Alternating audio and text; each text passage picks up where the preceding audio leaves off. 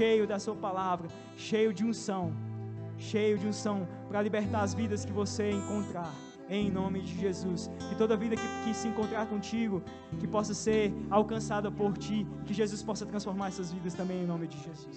Que você seja um bálsamo de Gileade, que você seja cheio da unção do Senhor, em nome de Jesus. Amém.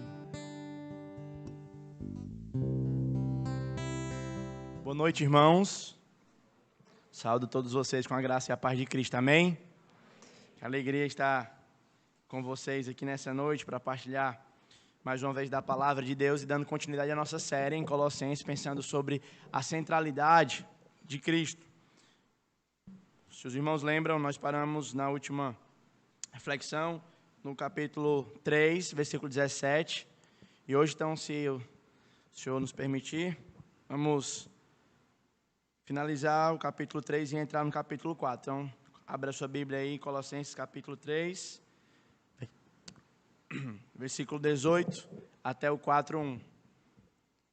Amém? O Chesterton, ele é um pensador inglês. Ele disse que o cristão, ele não pode ser comparado a um balão que somente sobe em busca de chegar até os céus. E também não pode ser comparado a uma topeira que está com a cabeça enraizada na terra. Antes, o cristão seria melhor definido se ele fosse colocado em analogia com uma árvore que tem as suas raízes fincadas na terra, mas sempre que tem algum tipo de crescimento, é um crescimento que busca as coisas do alto. É um crescimento que busca chegar até Deus.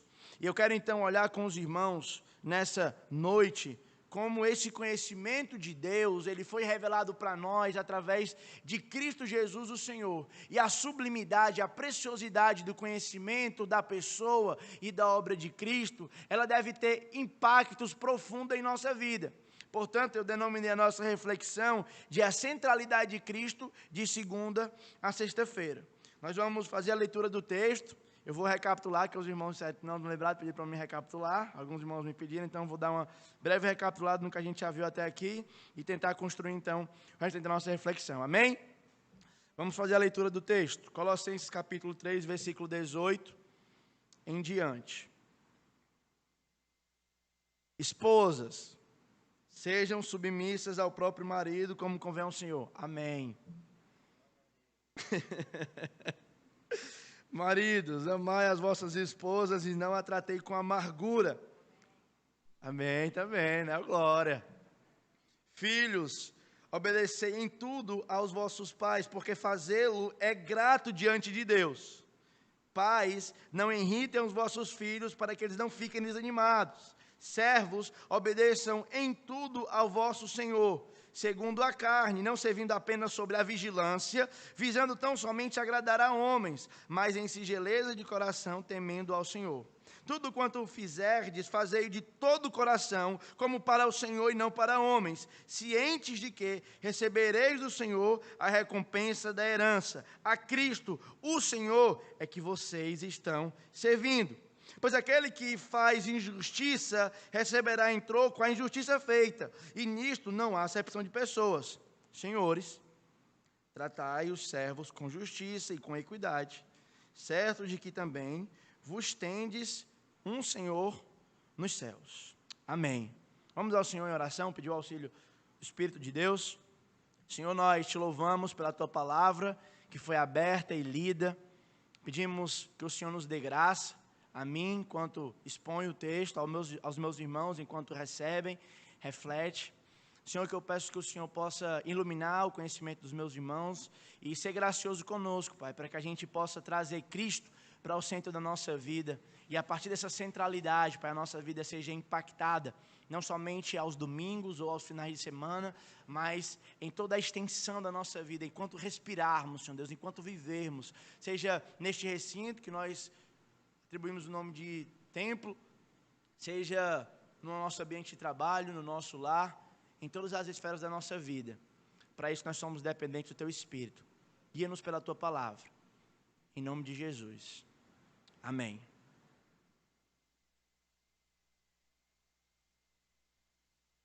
Paulo está escrevendo aqui para a igreja de Colosso, que era uma igreja formada por irmãos humildes, simples. Ele estava possivelmente em Roma, na sua primeira prisão, quando Epáfras, que era o pastor dessa igreja e possivelmente o plantador, foi lá para Paulo e ele deu um relatório que a igreja estava passando por algumas dificuldades, estava sendo perseguida. Então Paulo recebe essa carta, ele escreve essa carta para tentar combater esses falsos ensinos. Ele então inicia a carta agradecendo a Deus, apontando que a esperança da igreja está no céu, que elas não deveriam olhar para as coisas aqui da terra, mas que a esperança delas está arraigada no céu, na pessoa e na obra de Jesus. Então ele agradece por isso, ele ora, e depois ele então vai doutrinar a igreja a partir do versículo 13. Esse doutrinamento de Paulo é um doutrinamento estritamente cristocêntrico. Ele faz questão de apresentar não a refutação aos falsos ensinos, mas ele faz questão de apresentar a cédula verdadeira. Apresenta a verdade, apresenta a pessoa, a obra e a majestade de Cristo. Nesse capítulo, para Paulo, parece que tudo é periférico. Todas as coisas, elas estão orbitando dentro daquele que é o núcleo de todo o universo. É a preciosidade, a beleza de Jesus. Não há nada tão belo, tão digno da nossa admiração, não há nada tão encantador como olhar para Jesus. Mais do que sabores, mais do que paisagens, mais do que beleza estética exorbitante em alguma criação de Deus, olhar para Cristo, então, vai nos encantar, vai nos deixar perplexos diante de tanta dignidade, de tanta beleza, de tanta majestade e de tanta glória. Tudo que o mundo tem para oferecer é infinitamente superior ao que Cristo é, o que Paulo está dizendo. Paulo está dizendo que Cristo, Ele é Senhor sobre tudo que existe, sobre as coisas criadas, as coisas que são visíveis, as invisíveis. Ele é poderoso e tem todas essas coisas debaixo dos seus pés. Paulo também fala que a obra de Cristo foi nos salvar, nos removendo de um governo tirano, de um império escravizador e nos colocando para um reino no qual nós somos amados. E a razão desse amor, como nós vimos na reflexão passada, não é em nós, não é por aquilo que nós fazemos que Deus nos ama. A razão do nosso amor está em Cristo. A razão de Deus nos amar é Ele mesmo. É diferente do amor humano, que surge, por exemplo, por causa de uma admiração. Você admira uma estética, possivelmente uma virtude em alguém. Fulano é trabalhador, fulano é bonito, fulano se maquia bem, fulano se veste bem, ou coisa nesse sentido, e aí então desenvolve uma afeição, um desejo de se aproximar daquela pessoa. Mas a razão do amor de Deus não está em nenhuma circunstância que nós vivemos. A razão do amor de Deus está nele mesmo.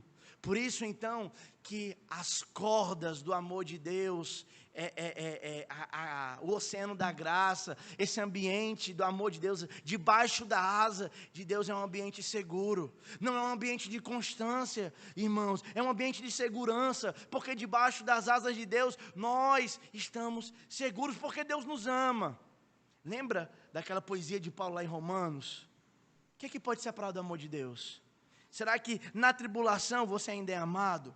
Será que na fome, na nudez, ante ao perigo, ante a espada, ainda assim, mesmo que você seja entregue à morte todo dia, mesmo que você seja reputada como ovelha no matadouro, ainda assim lá a graça, a amor, a cruz de Cristo é suficiente para te alcançar nos dias mais sombrios da tua vida. Isso que nós já vimos. No capítulo 2, então, Paulo pega essa verdade e aponta dizendo que Cristo e a igreja estão muito unidos, ao ponto de que quando Paulo está como um lobo feroz perseguindo a igreja, Cristo aparece para ele e diz: Saulo, Saulo, por que você me persegue? Porque perseguindo a um desses pequeninos, você também persegue a mim. Isso nos diz que nós estamos unidos. Nas palavras do texto, nós estamos enraizados, fomos ressuscitados, fomos mortos, estamos profundamente unidos com Cristo. Essa foi uma das razões pelas quais os crentes, nós aplicamos, deveriam se abster da pornografia, da imoralidade. Uma vez que eles são um com Cristo, uma vez que eles estão unidos com Cristo, quando eles usam o seu corpo para sucumbir aos desejos da sua carne. Eles estão fazendo o corpo de Cristo como o corpo de uma meretriz. É o que Paulo fala lá em 1 Coríntios capítulo 6. Então ele aponta agora para a vida prática. 2 capítulos são doutrina, primeiro e segundo capítulo é doutrina, explicação de teologia, de cristologia pesada, mas essencial para a vida. E depois ele pega então essas verdades e aplica. Por conta disso, então, vocês devem se despojar do velho homem. Devem se revestir das suas práticas, devem se tirar as suas práticas antigas. A ideia de um homem que está caminhando, e na caminhada ele se suja com vestes imundiçadas, sujas, porcas, até que ele chega em casa, ele tira essas vestes, ele se lava, e então ele se reveste de novas roupas. A ideia então é que essa água que nos lava é o próprio sangue purificador do precioso Jesus. Então ele vai aplicar isso à vida da igreja, que nós devemos dar suporte um ao outro, que esse ambiente deve ser um ambiente onde nós vamos dar pezinho para que os outros cresçam na vida, né? Vou usar uma linguagem bem... acho que o pastor Idelbano Sequeira, a gente estava conversando sobre isso, ele falou num dos nossos diálogos bíblicos aqui. E aí então falando esse amor então que Deus nos ama deve ser visto nas relações da igreja. Ele falando que o vínculo que une a igreja não são convergências de gostos, de interesses outros que não sejam o interesse do próprio Cristo, irmãos. Que o amor então com que o povo de Deus é unido é por causa do amor de Deus que está em Cristo Jesus. Então agora ele vai apresentar algumas coisas mais práticas ainda que vão interferir na nossa vida. Como eu falei para os irmãos, o cristianismo não se propõe a ser apenas uma crença correta a respeito da realidade. O cristianismo se propõe também a ser uma ferramenta que vai normatizar a vida, que vai te ajudar a ter subsídio para viver uma vida que faça diferença, que impacte a sociedade. Mas não é uma regra, um conjunto de regra moralista, falsamente religioso, externo. É um conjunto de instruções que tem poder para transformar a sua realidade. William Hendrickson, um comentarista que eu consultei, ele apresentou 3 distinções entre o cristianismo e o moralismo. No moralismo, a força está em você. É você que é capaz de mudar a sua vida. É você que é capaz de mudar a sua realidade. É você que é responsável pelo seu futuro. E se isso for verdade, pode chorar. Dá aqui uma ideia de coach do fracasso, né? Você é responsável pelo seu futuro. Pode chorar. Porque você vai fracassar. Porque você é humano. Porque você vai falhar. Porque você não vai conseguir trabalhar enquanto eles dormem. Você vai querer dormir também. Só que o cristianismo, ele não tem a força em si mesmo. Ele diz, ei, você é fraco, mas a graça. E a graça te renova. E a graça te impulsiona. Portanto, uma distinção que o William Hendrickson faz aqui, que é útil para a gente, é que o cristianismo, ele distingue de onde vem a força. No moralismo, a força vem de você. No cristianismo, a força vem do alto. Vem dos céus, vem da graça. É graça para mães criar filhos. É graça para pais, para marido amarem as esposas, para filhos se submeterem aos pais. É graça para viver as vicissitudes da vida, irmãos. É graça. É graça para continuar a caminhada. Uma segunda distinção que ele faz é que o cristianismo apresenta um novo propósito, diferente do moralismo. A filosofia moralista é a filosofia da topeira, onde você enfia a sua cabeça na terra e está preocupado com a terra. O cristianismo, no entanto, ele te apresenta um novo propósito.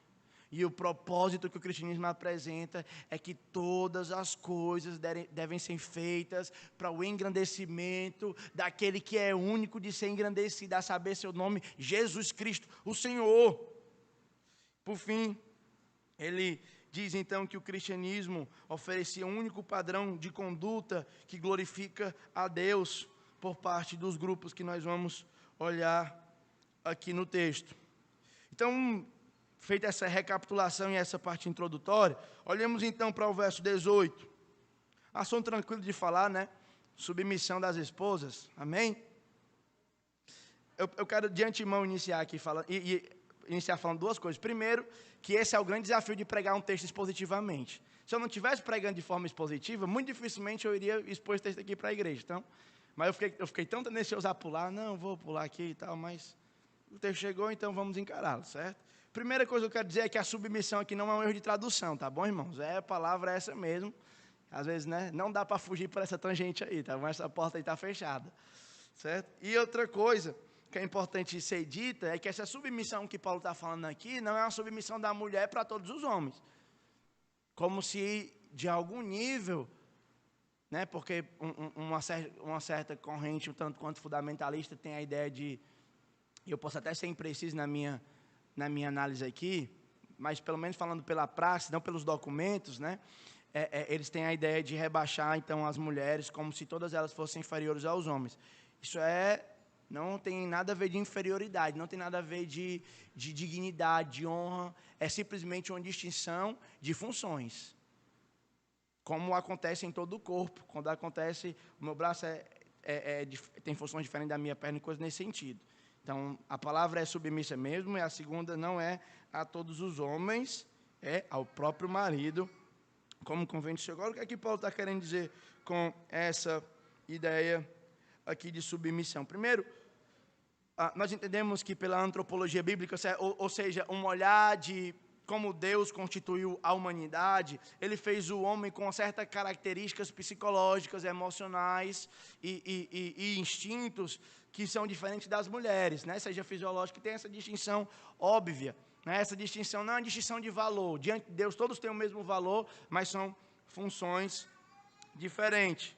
Portanto, é interessante, é salutar, é necessário que a gente entenda esse papel, essa distinção. Os irmãos podem até discordar, eu estou fazendo tudo para não apresentar minhas interpretações, só para ser explicativo no texto, mas, de fato, irmãos, é o que a Bíblia ensina, que o marido deve ser o cabeça do lar. O Martyn Lloyd-Jones, ele foi um pregador galês, do século passado, e ele foi visitar uma família, né? E uma mulher extremamente capacitada, casada com um marido que tinha algumas dificuldades, né? E um cara muito simples, um cara muito, como o pessoal diria, um cara meio bananão. E aí ele viu, enquanto ele conversava, enquanto ele aconselhava o casal, ele via sempre a mulher trazendo o marido, dando a importância para ele, reafirmando o ministério, deixando ele num lugar de importância e confortável. E aí ele depois chamou: minha irmã, vem cá, quem é que é o líder dessa casa aqui, o cabeça dessa casa? Ela falou: meu marido.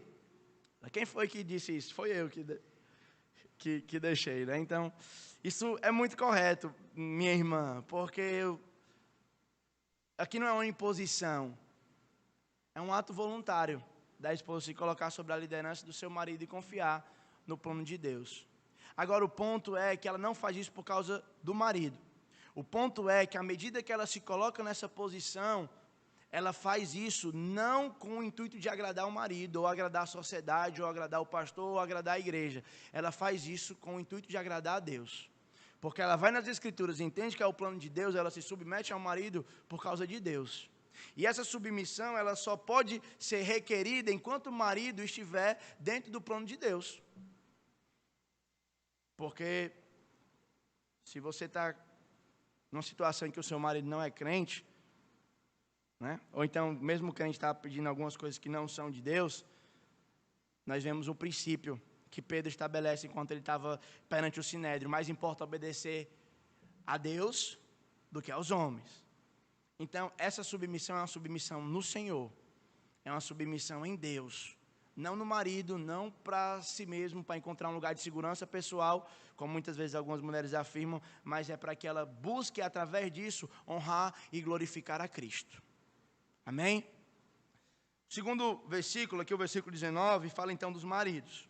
Maridos, amai as vossas esposas e não as trateis com amargura. Interessante que a Bíblia não requer que as irmãs amem os seus maridos, né? Então os irmãos aí tem que estar preparado para isso, certo? Quem tem que amar aqui é o marido.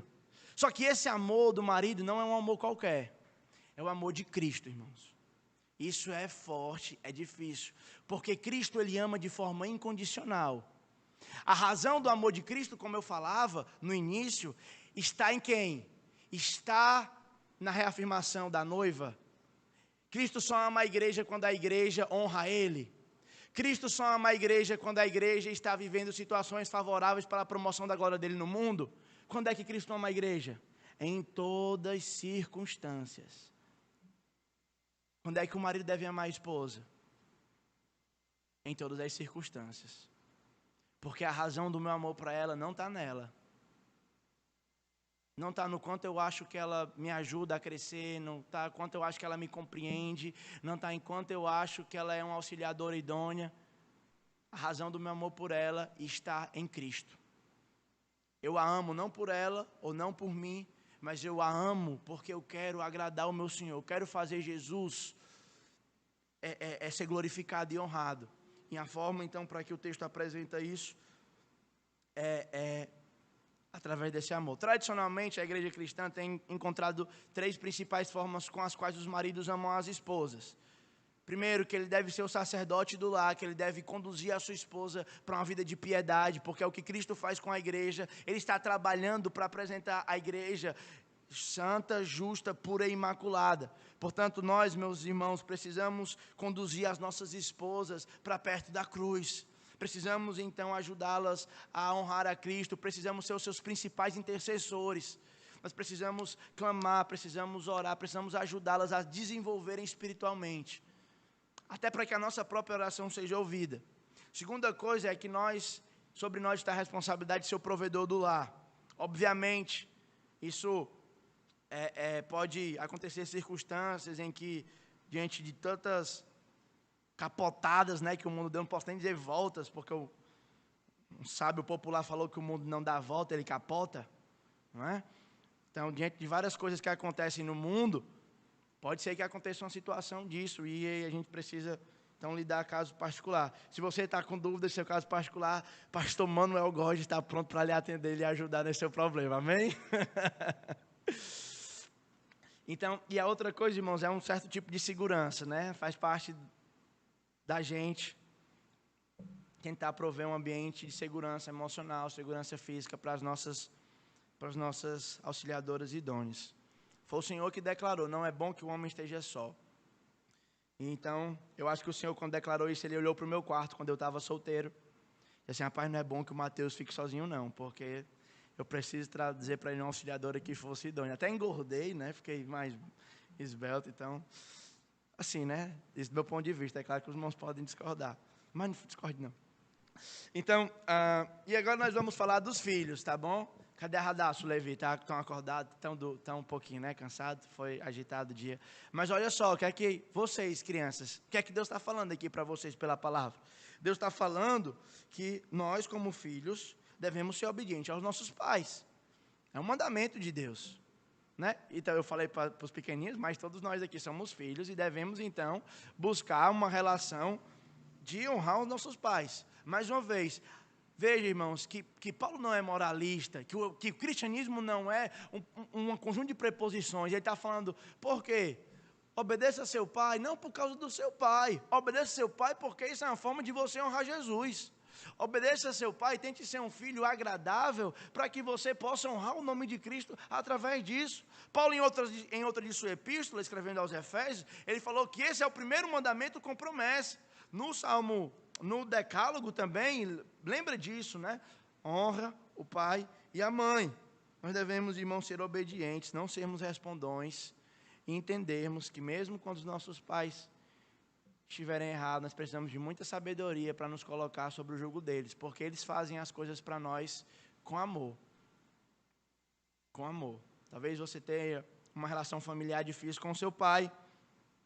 Talvez você tenha algum tipo de barreira, algum tipo de dificuldade. Mas lembre-se, obediência aos pais é uma coisa que é grato diante de Deus. Deus fica feliz em ver filhos obedientes. Então, as crianças querem agradar a Deus, querem fazer Deus sorrir, usando aqui uma linguagem metafórica, obviamente, não vá distorcer isso. Sejam obedientes aos seus pais. E nós também, né, os já crescidos, os que já saímos de casa, também vamos tentar honrar os nossos pais ainda fora dela.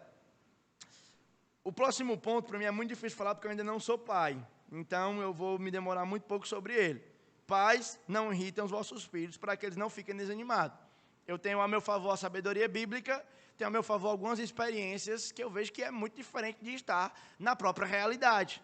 Mas o ponto aqui, e a aplicação que eu gostaria de fazer brevemente para os irmãos, é que vocês que são pais, se o Senhor me permitir, um dia farei parte desse grupo, devemos promover um ambiente saudável no lar, para que os nossos filhos amem e honrem ao Senhor. Os pais não podem ser impedimento para a fé dos filhos, irmãos. Os pais devem ser os principais instrutores. Por favor, não delegue a educação para o seu filho para a escola nem para a igreja. O tio Paulo faz um trabalho maravilhoso aqui, não faz? Mas eu achei muito legal quando na quarentena o tio Paulo, ele delegou aos pais e gravar aqueles versículos bíblicos. E aquilo, por mais que você ache que é um trabalho muito simples, por mais que você ache que aquilo talvez não faça tanto impacto na vida do seu filho, irmãos, ali está sendo semeada a semente do Evangelho, que é o poder de Deus para a salvação de todo aquele que crê. As verdades, as raízes mais profundas do Evangelho foram embutidas na minha vida ainda na infância. E quando na adolescência eu me rebelei do Senhor, ainda lá havia a semente que estava germinando e dando fruto. Portanto, pais, não menosprezem a responsabilidade que Deus deu para vocês. Discipulem os seus filhos. Assumam essa responsabilidade, irmãos, porque isso é uma forma de você honrar. E para que seu filho não fique desanimado, não é? Que a gente consiga ser esse instrumento de graça para os filhos, não ser aquela coisa do pode ou não pode, aquela coisa muito chata, muito restritiva, mas tentar ensinar com graça, transmitir amor, falar de como servir a Cristo é bom, como é prazeroso, como é alegre, honrar a Jesus. Então, seria um conselho aí que o texto está nos orientando. Agora, pensando um pouquinho então na relação, agora eu quero me dirigir ao proletariado da igreja, no versículo 22. Servos. A ideia de servo aqui, irmão, não é CLT, certo? Carteira assinada. A ideia de servo aqui é escravo. É aquele camarada que, se fosse pego falando mal do Senhor, ia ser arrancado a língua fora. Parece que Paulo está endoidando aqui. Como é? Eu, escravo, vou ter que submeter ao meu Senhor, esse tirano, esse cruel, essa pessoa cruel. Mas ele está dizendo, olha, faça isso, porque isso é agradável diante do Senhor. Não é que a Bíblia aqui, irmão, está dando margem para a escravidão, mas é que Paulo está vendo uma situação da época. Ele está escrevendo para um contexto, e dentro daquele contexto havia escravos. Havia pessoas que estavam dentro da igreja e eram escravos, muitas vezes porque contraíam contas que não tinham pagar e vendiam assim os seus filhos, outra vez porque já nasceram, então era o contexto da época. E Paulo está dizendo, ei, vocês aí que são escravos, ó, vocês obedeçam em tudo ao vosso Senhor.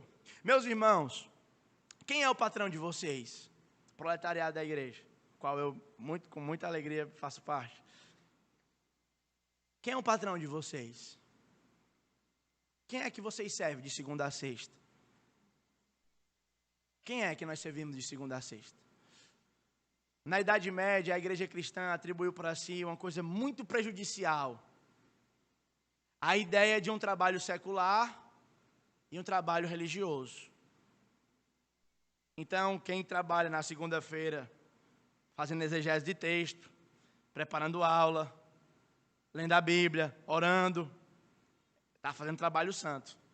Agora, quem vai trabalhar embalando compra, ajeitando internet, dirigindo, treinando pessoas, é um trabalho secular. Não, irmãos, não pense assim não, pelo amor. Quando eu comecei a dar aula na escola, eu dizia, agora você está dando aula, agora você está trabalhando de forma secular, né? Não, irmão, estou trabalhando de forma profissional. Lá na escola também é sagrado. Qual é a extensão do reino de Cristo? Onde é que Cristo está? Quer dizer então que meu Cristo é tão pequenininho que ele só se reúne e vem na minha vida dia de domingo? Será que Cristo não é grande, que ele ocupa toda a extensão do cosmos? Será que lá no seu trabalho Cristo não está olhando para você? E aí não, porque lá não está lá, então lá eu posso dar o jeitinho, lá eu posso ser preguiçoso, lá eu posso ficar no banheiro, matando a hora de almoço, fazendo essas coisas.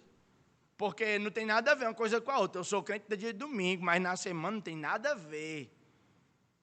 Acho que não me parece que é o que o texto está dizendo, irmãos. O chamado é para que nós, como os cristãos, sejamos os melhores estudantes. Devemos tirar 10 para a glória de Deus, irmãos. Devemos ser os melhores funcionários para a glória de Deus. Devemos honrar.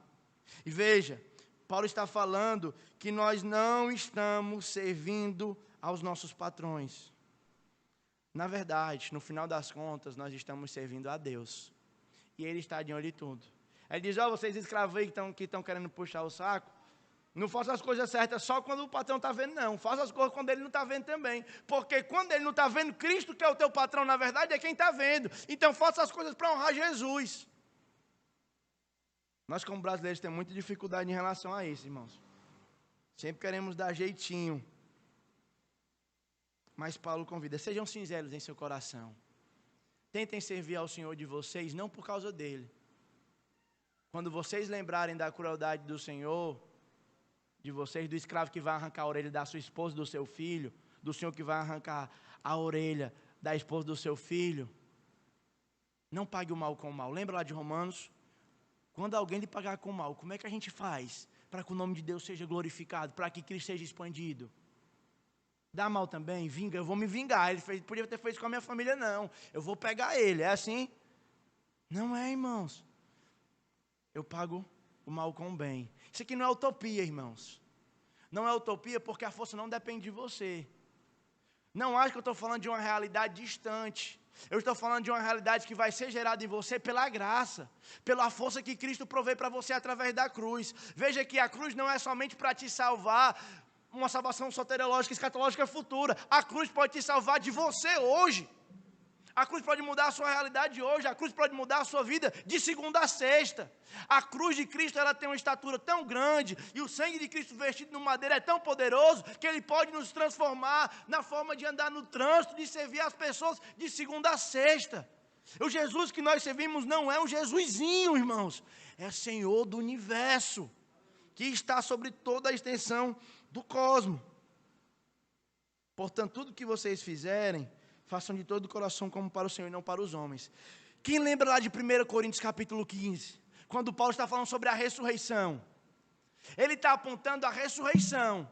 Olha, Cristo ressuscitou, foi visto primeiro por um grupo, depois foi visto por mais de 500. Ele ressuscitou, é verdade. Ele está vivo, ele vai voltar, ele ressuscitou.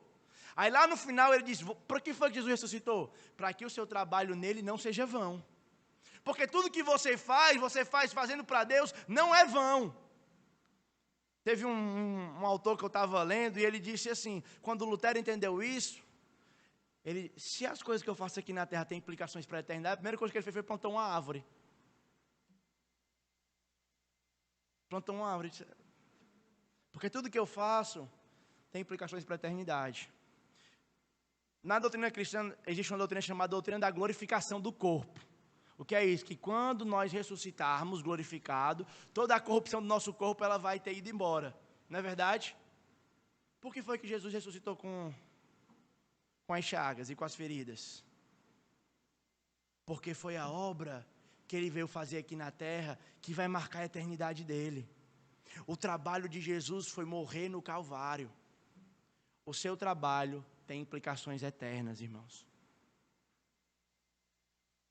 Se Jesus ressuscitou com as chagas, quais são as chagas e a cicatriz que você vai ressuscitar? Portanto, meu irmão, portanto, minha irmã, ao lavar a louça, ao dirigir, ao cuidar dos filhos, a fazer qualquer coisa, faça para o Senhor e não faça para os homens. Porque a ressurreição é verdadeira.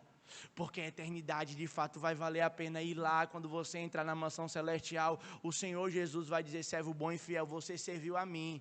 Não ache que para servir a Deus você precisa largar tudo que você tem e ser um missionário lá na África. Se você fizer isso, a gente vai ficar muito feliz. Mas você também pode honrar a Deus no seu trabalho, fazendo tudo que você fizer. Bolo, trabalhar lá fazendo remédio, né? Eu ia dizer botando crédito, mas não vou dizer não, Karine. Faça para a glória de Deus. Para a glória de Deus, buscando agradar a Cristo. Veja, irmãos, como isso é uma ideia revolucionária para um escravo. O escravo não tem perspectiva nenhuma de vida. Ele olha para o patrão dele e diz assim, eu sou um miserável mesmo. Sou um desgraçado.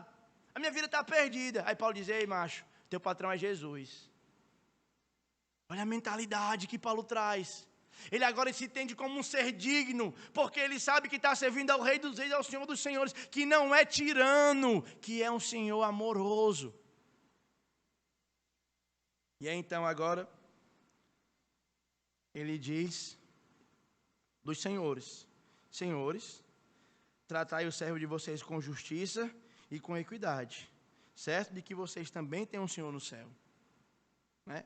Tem uma pessoa que eu ouvi uma história, de um patrão, né, que o cara foi encontrar um funcionário dele, e disse assim, ei, mas tu é patrão, tu é babão do teu patrão. Ele disse assim, não sou babão não, mano, aquele não é nem patrão, pode nem chamar aquele de patrão, aquele é um pai. Diante do testemunho que essa pessoa dava. Meus irmãos, você que é empreendedor, que tem essa responsabilidade, você precisa fazer isso com justiça e com equidade, sabendo que você também é servo de Deus. E o modelo que Cristo apresentou para a liderança foi o modelo da toalha e da bacia. É a liderança pautada no serviço. E aqui o ponto que Paulo diz é porque cada um receberá em troco de justiça aquilo que fez. Vai comigo lá para 2 Coríntios capítulo 5, já caminhando para o final. 2 Coríntios capítulo 5, versículo 10. Porque importa que todos nós compareçamos perante ao tribunal de Cristo, para que cada um receba segundo o bem e o mal que tiver feito por meio do corpo. Existem dois momentos no final dos tempos, certo? Existe o tribunal de Cristo, existe o grande trono branco, lá de Apocalipse. O tribunal de Cristo é para aqueles que foram regenerados. João capítulo 5, versículo 29, diz que aquele que tem Jesus, ele não entra em juízo, ele tem a vida eterna, não entra em juízo e passou da morte para a vida. Portanto, ele não será julgado, se vai para o céu ou para o inferno, certo? Esse é um juízo para que cada um receba segundo o que tiver feito. Na primeira carta aos Coríntios, volta ainda lá comigo, Paulo ainda falou sobre isso, capítulo 3, 1 aos Coríntios capítulo 3. Ele disse, olha, versículo 10.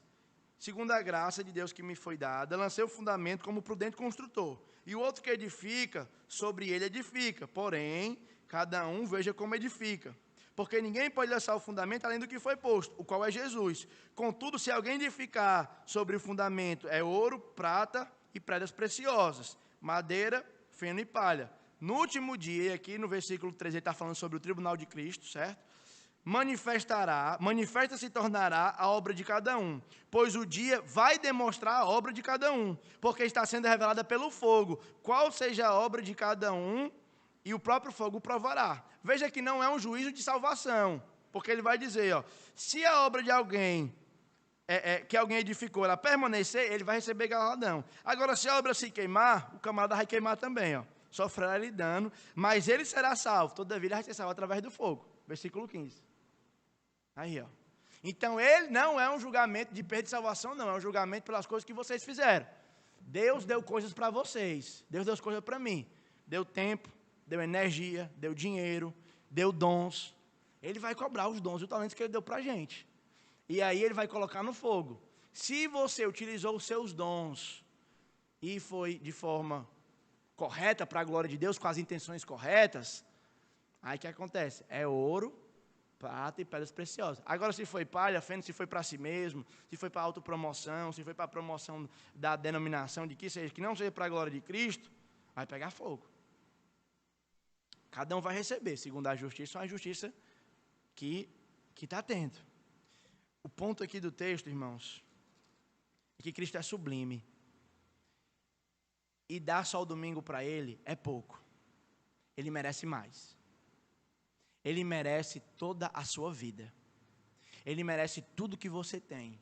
Ele merece todos os seus talentos, os seus melhores, a sua melhor energia, a sua melhor força, a primícia da sua vida. Cristo merece. É porque Ele é digno. Ele conquistou esse direito tanto por quem Ele é, por natureza, por ser Deus, por ser comunidade na Trindade, como também pela obra perfeita que Ele fez na cruz, perdoar os nossos pecados. Eu queria desafiar os irmãos a entenderem que Cristo é tão digno que Ele precisa ser inserido na semana dos irmãos. E que lá, amanhã de manhã, quando você acordar, você diz, hoje eu vou viver para a glória de Deus. Hoje eu vou trabalhar como nunca trabalhei antes. Hoje eu vou me matar de estudar como nunca fiz antes. Hoje eu vou fazer a melhor comida para o meu marido. Irmãos, Cristo é Senhor sobre toda a extensão da nossa vida.